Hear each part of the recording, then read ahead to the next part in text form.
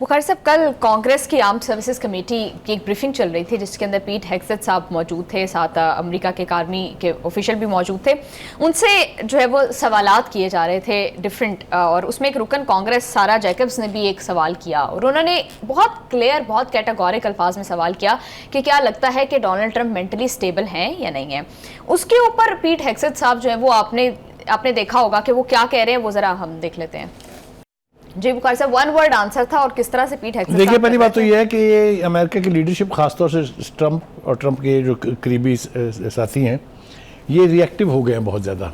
वो मीडिया जिसको दुनिया भर में क्रेडिबल समझा जाता था, ये उसको फेक न्यूज़ कह के उसकी ऐसी तैसी कर दी है उन्होंने।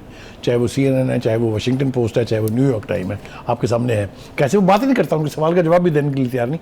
यही रवैया आगे उसके डाउन द लाइन अब आ रहा है। ये हेग्सेथ के साथ ये इनकी जिल्लत जो है कई बार हो चुकी है, पहली दफ़ा नहीं है। इन्होंने जो वो हेयरिंग थी उसके अंदर आपने देखा नहीं है किस किस्म के सवाल इनसे पूछे गए हैं। तो एक बीबी का सवाल हमने दिखा दिया ना जी। और अगर ऐसे फोरम्स के ऊपर प्रेसिडेंट को पागल करार दिया जा रहा है तो मुझे बताएं कि अमेरिकन कौम सोच क्या रही है। एक बात। दूसरी बात ये है कि अभी इनकी जो गत बननी है, जब ये वो लेके गए हैं वहाँ पर डिमांड, $15 खरब चाहिए उनको दिफाई बजट के तौर पे मज़ीद इस जंग को जारी रखने के बहाने से। ठीक है, आप मुझे बताइए, ये क्या हमने नहीं सुना कि अब तक $25 बिलियन खर्च हो चुके हैं इस जंग के ऊपर। सिर्फ 38 दिन रहे हैं अभी वहाँ वो, और उस 38 दिन में भी बहुत सारे दिन जो है कोई बहुत ज़्यादा एक्टिव वॉर नहीं थी जी। कहने का मतलब ये है कि फंड्स लेने जाए तब जूतियाँ पड़ रही हैं, मीडिया का फेस करें तो तब जूतियाँ पड़ रही हैं, इलेक्टेड रिप्रेजेंटेटिव्स को फेस करें तो तब जूतियाँ पड़ रही हैं। तो घर में तो जो हाल ट्रंप एंड कंपनी का है वो सबके सामने है। जुलूसों का जिक्र हम कर चुके हैं कि कितनी बार 80-80 लाख 90-90 लाख लोग निकल के उसको जलील कर चुके हैं। एनीवे, हैविंग सेड दिस, मेरे ख्याल से जो हरकतें फरमा रहे हैं ट्रंप साहब, जिस तरीके से आपने वो आज की तस्वीर का भी हवाला दिया है, उससे पहले वो जो गन लेके वो कर रहे थे, आज कह रहे हैं storm is coming, be ready and this that और अदर, ये सब पागलपन की बातें जो हैं, इससे सिर्फ आपको उसके दिमागी कैफियत का अंदाज़ा हो जाना चाहिए कि what an American president is thinking and doing. ठीक है जी।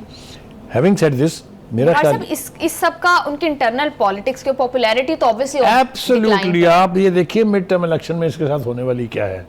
याद रखिए, हमने ये कहा था कि इसने इम्पीच होना है जी। मैं आज भी अपने लफ्ज़ों के ऊपर कायम हूँ कि अगर इसकी हमाकतों का सिलसिला इसी तरह से जारी रहा तो mister Trump will be impeached. कोई दो राय इसके बारे में नहीं है, इसलिए कि अमेरिकन पीपल साथ देते हैं तो तब भी उनका जवाब नहीं है, और जब साथ छोड़ते हैं तो तब भी उनका जवाब नहीं है जी। बिल्कुल बुखारी साहब, इसी ब्रीफिंग के अंदर ना नेवल ब्लॉकेड के ऊपर भी बहुत ज्यादा क्रिटिसिज्म हुआ कि ऑलरेडी एक ब्लॉकेड को आपने ब्लॉकेड करके कौन सी मार का जो है वो मार लिया, मतलब अचीवमेंट कोई नहीं है। हाँ, कोई अचीवमेंट नहीं है। और उसी के ऊपर फिर भी जो है ना डोनाल्ड ट्रंप अभी भी स्ट्रेट ऑफ हॉर्मुज बंद रखने के हवाले से बयान भी देते हैं, और फिर अब ये भी खबरें सामने आ रही हैं कि अमेरिका स्ट्रेट ऑफ हॉर्मुज को कंट्रोल करने के लिए, इसको खोलने के लिए, एक आलमी इत्तेहाद बनाने के ऊपर, एक मैरीटाइम कंस्ट्रक्ट बनाने के ऊपर जो है वो if that would have been possible तो पूरा वेस्ट जो है, जो एलाइज थे ट्रेडिशनल अमेरिका के, वो साथ ना छोड़ गए होते। मेरा नहीं ख्याल कि इनके साथ मिलके कोई भी ऐसा इत्तेहाद बनाने जा रहा है। जैसा हमने पहले भी हवाला दिया कि 30 मुल्क जो हैं वो ओमान और ईरान के साथ बराह रास्त मुज़ाकरात करके कोई ना कोई सिस्टम बनाने पर आमादा हैं। इसी तरह से जो खलीज की कुछ रियासतें हैं वो भी अब इस हवाले से अमेरिका के साथ नहीं है। तो अमेरिका मेरे ख्याल से एक तरह से इंटरनेशनल आइसोलेशन का शिकार हो रहा है, और ये सिर्फ उनकी अपनी पॉलिसियों की वजह से है। और उनका, वो कहते हैं ना कि आपके दुश्मन का दुश्मन जो है वो आपका दोस्त होता है। तो जितनी भी तन्हाई का शिकार होते जा रहे हैं प्रेसिडेंट ट्रंप, उतना ही ईरान की कॉज स्ट्रॉन्ग होती जा रही है जी। इसलिए कि ये कहना वेस्टर्न कंट्रीज़ का, ख़ासतौर से यूरोपियन मेजॉरिटी कंट्रीज़ का, this is not our war, is disowning America's war against Iran. This is correct one. और फिर अभी जर्मनी के साथ जो कुछ चल रहा है, जिस तरह से वो जर्मन चांसलर को बातें कर रहे हैं, जर्मनी के अंदर जर्मन चांसलर ने कहा क्या था, उसने मत की बात बताई थी। उसने कहा था ये आपके बस की बात नहीं, आप झूठ बोल रहे हैं कि आप ये जंग जीत गए हैं, ये कहा था ना उसने। और उसने कहा था कि आप नए हॉर्मुज़ वगैरह बंद करने से आपको कुछ मिलने वाला नहीं है। उसके ऊपर नाराजगी का आलम प्रेसिडेंट, इसको कहते हैं रिएक्टिव प्रेसिडेंट। हाँ जी, कि उन्होंने कहा चलो जी फौजें वापस बुला लो। हाँ जी, अब वो ये भूल गए हैं कि अब जर्मनी को उस तरह के खदशात नहीं हैं।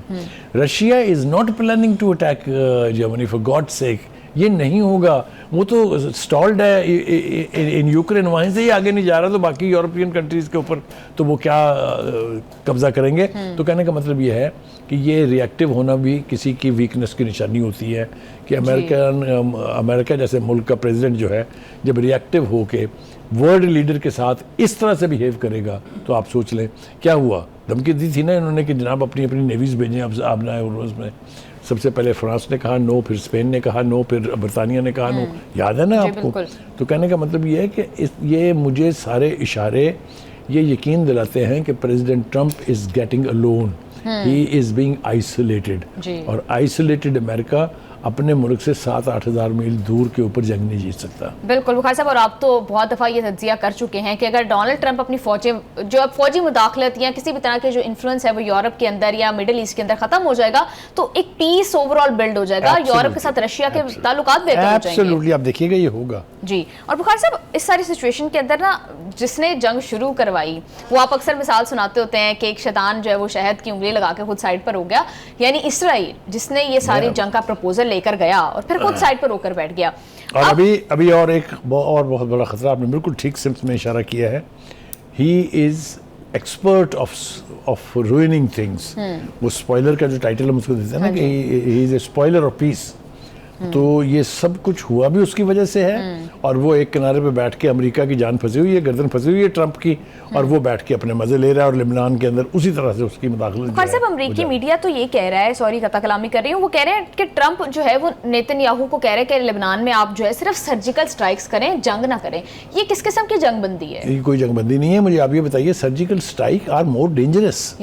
और आप उसको मैंडेट दे रहे हैं कि आप सर्जिकल स्ट्राइक करें ज़रूर। एक तरफ आप दुनिया भर में अपने फेस बनाए हुए हैं कि नहीं मैंने जंग रुकवा दी है लिबनान में, और दूसरी तरफ उसको कह रहे हैं carry on carry on carry on. ये मुनाफकत और दोगली पॉलिसी और दोहरा मेयार जो है ये अमेरिका को ख़त्म करना पड़ेगा। इसलिए कि अमेरिका की जो तजलील हो रही है वो अमेरिकन पॉलिसी मेकर्स, अमेरिका का पेंटागन, अमेरिका का CIA can not afford for a long. बिल्कुल बुखारी साहब, आप ठीक कह रहे हैं।